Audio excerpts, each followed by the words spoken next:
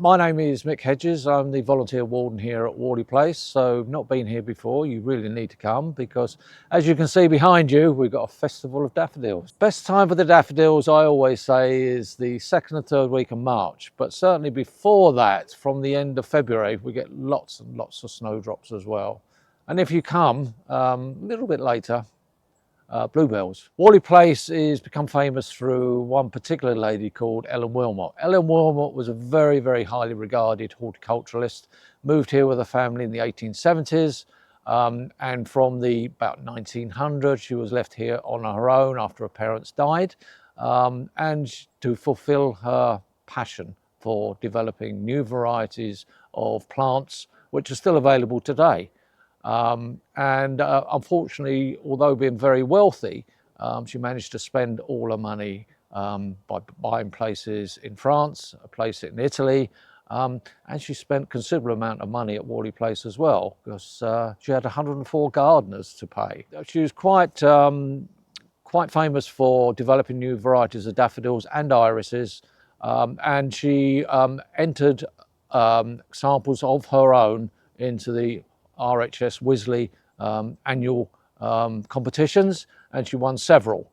And through her contact with the RHS Wisley, she also became a trustee of RHS at Wisley as well. You can walk around Warley Place and find daffodils everywhere, but the biggest clumps of daffodils are those that you can see behind me here, but also we have an area called the Daffodil Bank.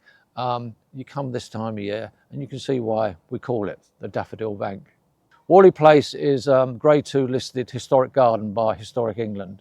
So there is a wealth of history that we do need to keep in check.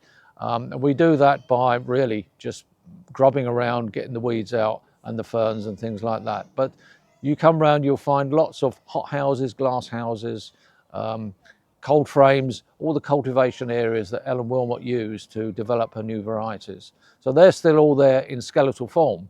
There's still a lot of work needs to be done to preserve them properly.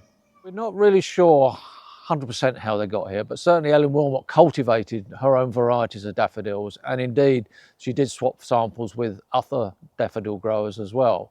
There is a story that the way they got to the places they are in the far-flung corners of the meadow behind me is that she used to get the local children or nephews and nieces to come along and throw daffodils into the meadows and send the gardeners out to go and put them in the ground. But that may be a story that Ellen Willmott used to tell, but who knows. Weekends from the end of February right through to the beginning of April, we have a meet and greet every weekend, Saturday, Sunday, which the volunteers help out on. And what we do is we get a lot of children coming along with their parents who really come for the daffodils, but the children, we do a picture I Spy. And they can pick out the various bits and pieces around the reserve that they see. But at various places also there are letters, and they have to collect all the different letters. And after the daffodils you'll get the bluebells. We're getting more and more bluebells throughout the reserve, but they are confined to certain areas, and I guess they thrive better in the woodland environment anyway.